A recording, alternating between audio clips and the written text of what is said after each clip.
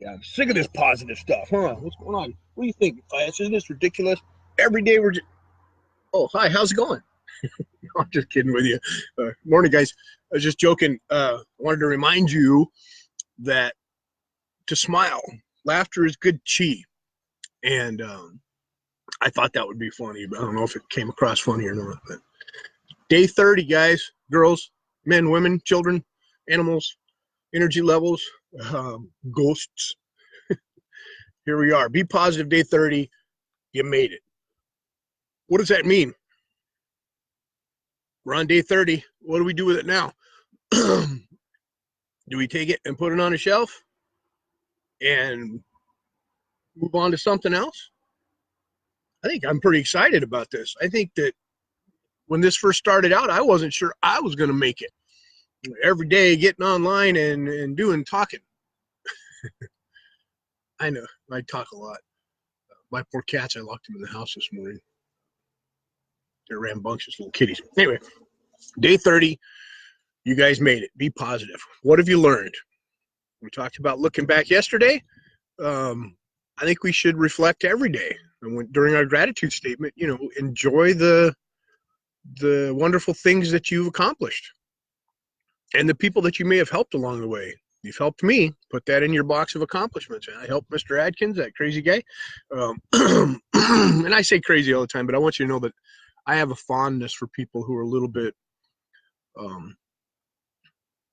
not clinically crazy. That's what I'm talking about. That enjoy things and can enjoy them in exuberance. I've never really been that guy. I'm not the guy. I don't say never. Maybe never. I remember being a kid being really serious too, but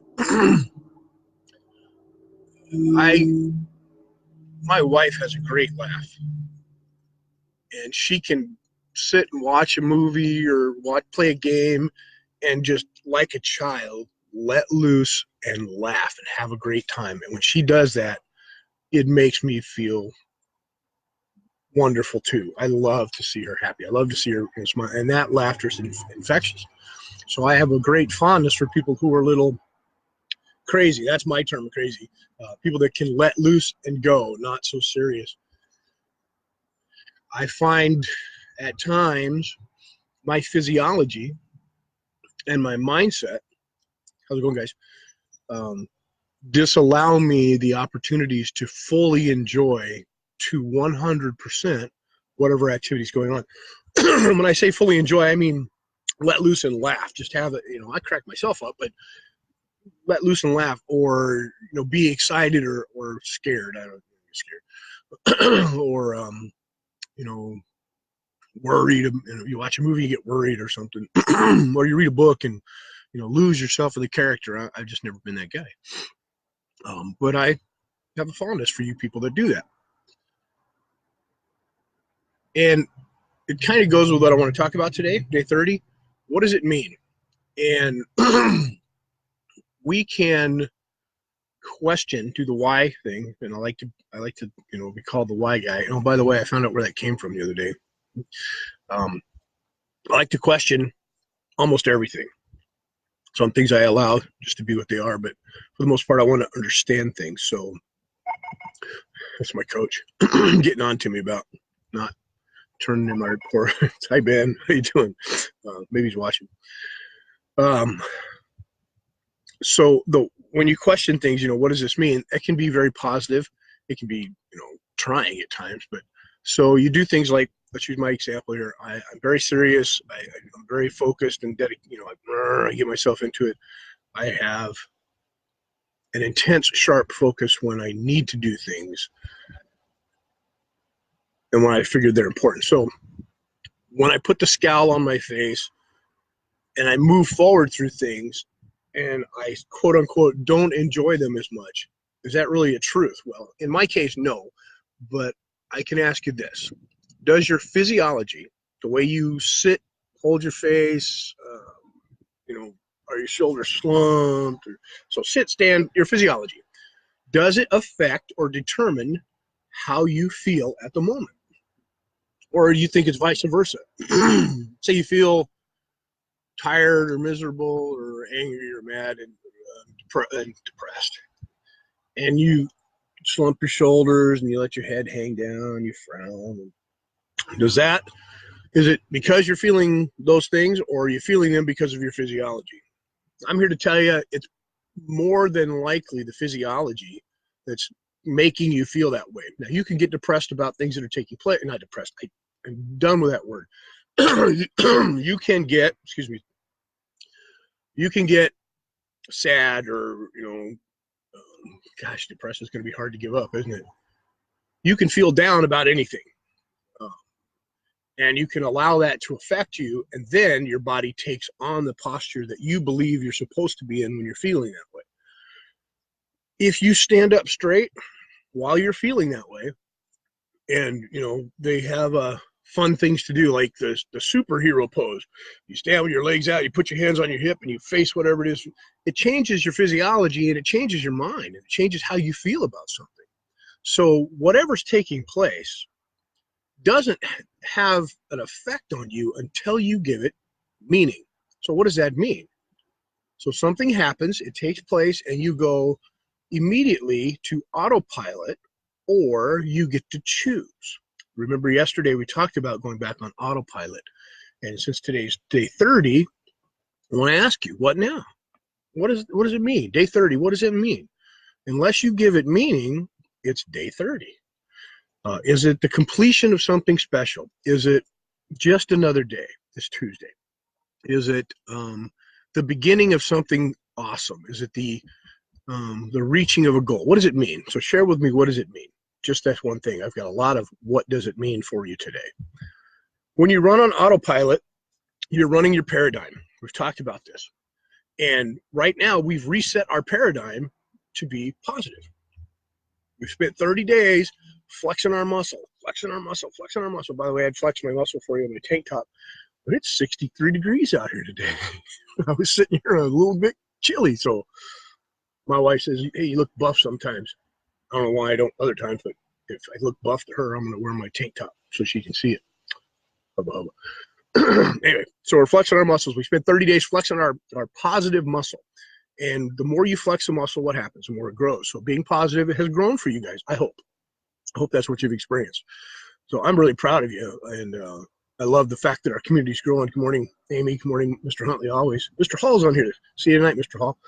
I don't know if there's anybody else yet or not. I haven't learned how to manage both of these and stay focused. I'm going to try and cut this to 15 minutes. What I've learned about this is that, and this is through me, you tell me if it's through you. You look at my videos, you want to listen, you want to have fun, you want to do this, and you look at the time, you go, oh my God, he talked for 33 minutes. I don't have time right now to watch it. I'll watch a piece of it. That's me. If I see something on YouTube or Facebook, somebody puts a video, even if it's the most important person in the world to me and the subject is interesting, I'll look at the time. If it's 30 minutes, I go, hey, you got 30 minutes right now, you got to go. If it's 20 minutes, 15, I'll make it happen. So we're going to try and cut these to 15.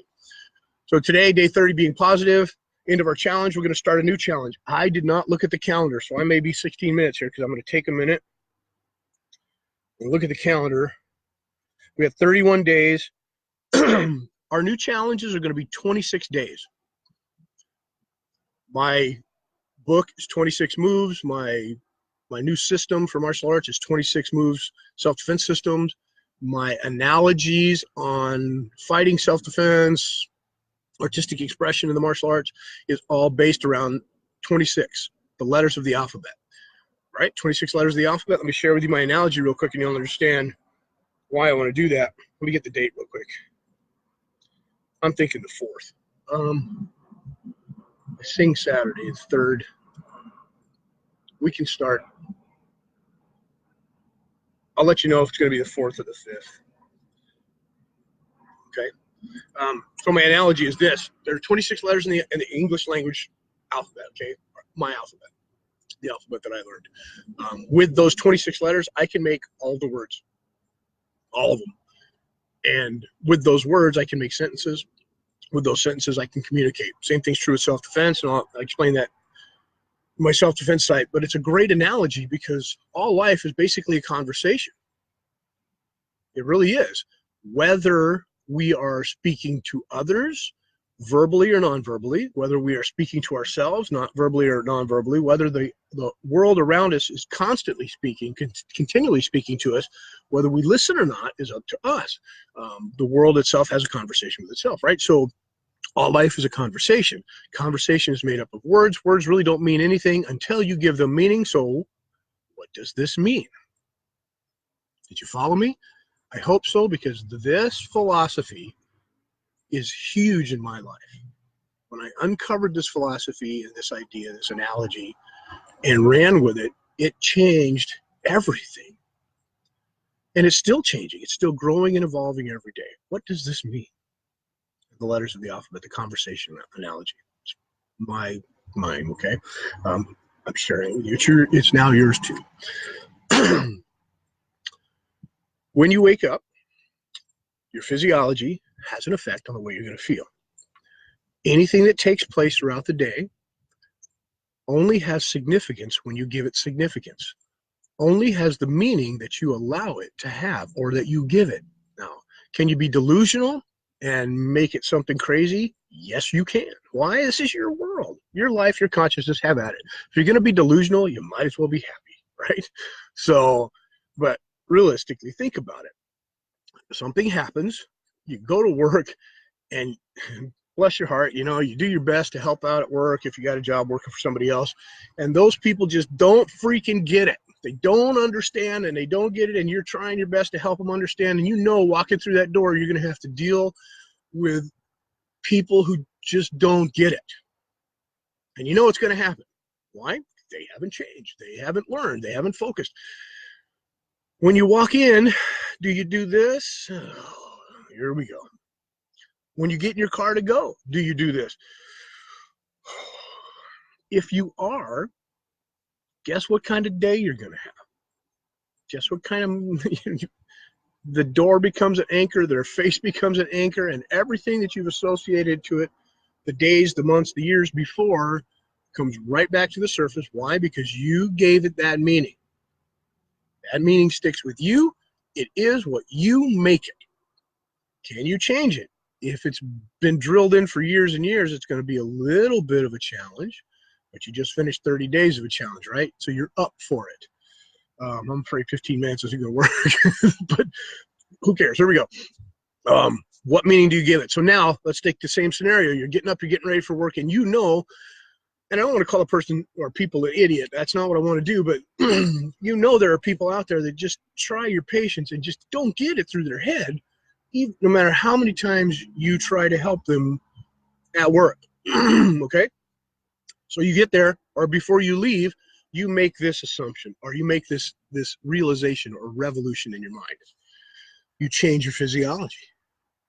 You're a beautiful person. You're a great person. You're a positive person. You're a happy person. You get to drive in this beautiful world, and you have a job, and your job is paying you, and it's wonderful. And when you get there, this person, and I'm speaking kind of from experience, but when you get there, that by being there, you're helping.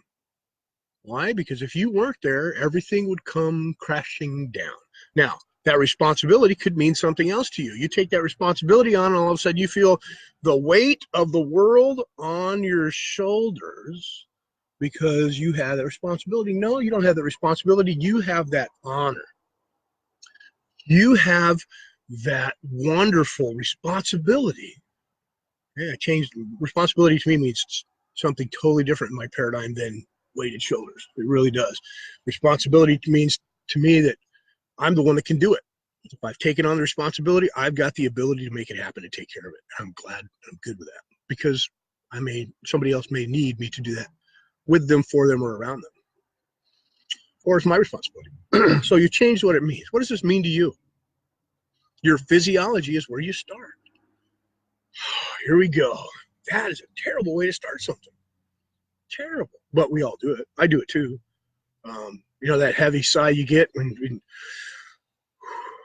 what I learned about pressure points and the meridians in the body is that behind your lungs, situated in your neurological system, there's a pressure point, according to Eastern culture and Shaolin, okay? That pressure point back there is the one that creates anxiety.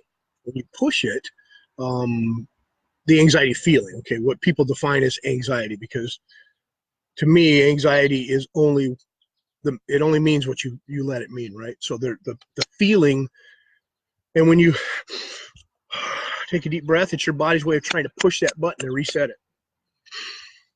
The pressure from your lungs expands and pushes against it, hoping that you can reset it. I'm going to teach you a different way to take a breath. Check this out, and I'm going to give you a meaning. This breath is going to clear everything. The breath I'm about to show you and teach you is going to take away. No, not going to take away anything. Everything is going to still exist. This breath is going to refresh and open your mind so that you're allowed to respond rather than react. Okay? Instead of breathing here, and you can't really see it, I want you to breathe from your diaphragm.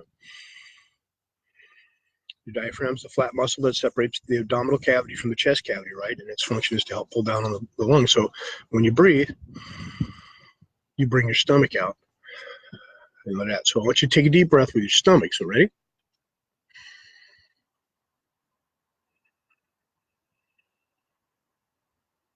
You got to let it out. You got to breathe out, okay? That's a way to look at something when it's taking place. If you go, you've preset your physiology for a predetermined automatic program that's running in your mind about what's taking place, or at least how you feel about it. When you do the other one, the stomach, you look at it, you go, and you smile. Now you can respond. Yeah, you can make it mean whatever you want. What does this mean? Follow me? Are you still there? Crickets? Chirp, chirp, chirp. Day 30. See how close to 15 I can get it. We're at 15 now. We'll see what happens. Automatic pilot and running your program. I got a couple of questions to ask you when it comes to your physiology and how you feel about certain things.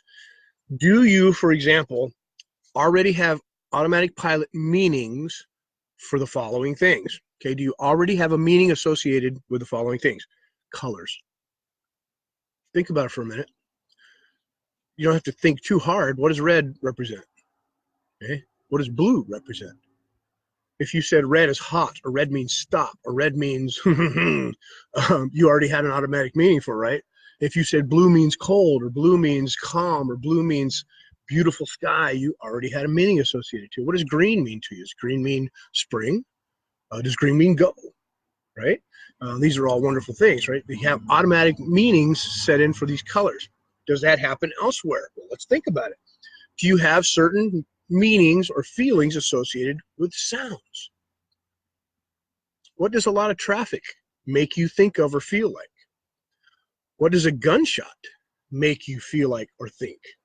Now, of course, that would be based on time, location, and situation, right? You're in a dark alley, bang, and you hear a gunshot, or if it's deer season, bang, and you hear a gunshot. You know, what do these feelings drum up for you? How about music or a drum set? When you hear, my cousin Jeff used to always play the opening to Hawaii Five-0 when we were little kids. If you don't know what Hawaii Five-0 is, I'm sorry. This is my analogy or my story, okay? Look it up. Hawaii Five-0 is a television show. And my cousin Jeff would sit down in front of the drum set because I lived with him for a while when my mom was being taken care of. And he'd sit down in front of the television with shoe boxes and spoons and maybe a pot or a pan, and he'd wait for the TV show to come on. And it came on with that big,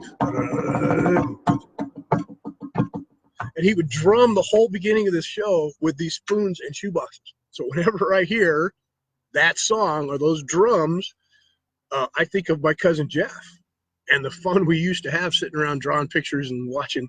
You know, his dad would watch scary movies and try and scare us. It was fun. It was a lot of blast. So, do you have automatic meanings or feelings associated with sounds? Songs are a great one. Why? Songs are anchors. Music is life. Music is love. We all associate with that's easy. But what about other sounds? You know, the doorbell, the telephone ringing. Okay, let's move on. Smells. Don't go there. Okay. Do you have certain meanings associated with smells or automatic ones? Yes, you do. Of course you do. What do cookies mean? When you smell cookies? Wet dirt. A ranch. Snow, water. When you smell the ocean, these smells will bring about automatic meanings. Where do the one more texture? Texture is one of my favorites. Do you guys dream in texture? I'm not kidding. In dreams, sometimes there are textures that just come up in my dreams and bring up feelings and emotions. Okay, so my question was, do you have automatic meanings tagged or associated with some of those things? The answer is absolutely yes. Where did those meanings come from? Where did they come from? You decided whether you were taught them or not. We were taught that red means stop, right? Red means pay attention. We were taught that, but you decided to allow that meaning to become real. What does it mean to be positive? How does it feel when I say day 30 positivity? Do you feel accomplished? It's going to mean whatever you decide to make it mean. As you get up this morning and you're grateful and you show your gratitude and you say your gratitude statement and you feel the gratitude for the things in your life, what does that mean? It makes you happy. If it becomes a chore, change it, because that's a whole different meaning, right? It means what you make it. As you get ready for work and you put on the TV and you watch the news, what does that do for your physiology? What does your physiology do for your mental state? What does your mental state do to your spiritual and emotional feelings? And how do you carry that into the world? Empathetically, angry, driven, or how about putting on some music that makes you happy while you're getting ready for work? Or talk to the people you love that are in your house as you're getting ready for work. And what does that mean to you? Holy crap, look how lucky, look how wonderfully loved, grateful I am to have all of this abundance, life, love, inspiration. And as you move to work, or you go, we all work, unless you're retired, then you still work at something, I hope. As you move out the door, try not to feel regret. Oh, I have to leave all this now to go there. Well, sure, but what does it mean? It means what you tell it yourself. It's going to mean, oh, I got to leave these wonderful people. I got to leave my beautiful house. I got to go. I got to drive in traffic. No. Don't do that to yourself, right? What we think, we say, what we speak becomes our reality. So, right, here we go. What are we doing? When you get there, if you've got that boss who just won't learn, what does that mean? And I know having people need you and rely on you can be a tough situation to be in. And I'm speaking to a couple of people directly here. And I want you to know that when you deal with this situation and it becomes a lot of pressure on top of you, it's because you allowed that to happen, and you need to draw some lines. And you need to let people know that, no, listen, this is not what I do. This is not my job. This is not my responsibility. Get off your ass and get your own shit done. Excuse my language. But you need to do that. You need to cut and tell people, you expect me to do these things. I'm really good at it, so I take on as much as I can. But that is your responsibility. You need to take care of it. And eventually they will learn, or they won't. And you will grow and move on. That's what's going to happen. I know it is. Amy Ellison, when I lost my weight, and Miss Ellison lost, I think, 100 pounds. When I lost my weight, people definitely noticed a whole change in my aura, attitude, I think carriage, the way she carries herself, facial expressions, and everything. Yeah. Yeah. Now, was it what they interpreted your body shape to mean to them, or was it the way you carried yourself? I'm going to say it's a little bit of both. When you carry yourself and you radiate exuberance and happiness and accomplishment, 100 pounds, holy crap, wow. It works the opposite for me sometimes. But people are going to look at you and go, wow, there's something turned on about that woman. I noticed that. I talked about that the other time. I notice when people feel really good about something and they carry that throughout the day, I pay attention. And then other people have automatic meanings associated with overweight people. sexy people. Not the overweight people aren't sexy, but thinner people, athletic people, colors of people. You know, I'm kind of reddish, tannish, Michigan white under my pants now. It used to be Arizona brown, but people associate certain meanings with certain colors. They do. Not everybody. I do. I can tell you this, and I'm not prejudiced at all. None about color. I'm kind of prejudiced about attitude. And two things I really can't put up with is disrespect and stupidity. So I'm a little prejudiced against those. What I mean, prejudice might be the wrong word I'm using. I can't tolerate disrespect and stupidity. And what I mean by can't tolerate is like go out and stamp it out in the world. No, I just do not allow it to take place in anybody's life that I love or my own. Okay? Disrespect or stupidity has to move on. Stupidity is different than ignorance. Ignorance can be fixed by education. Stupidity is knowing already and choosing to do it differently anyway. And if you're stupid, you may not even know it. I don't know.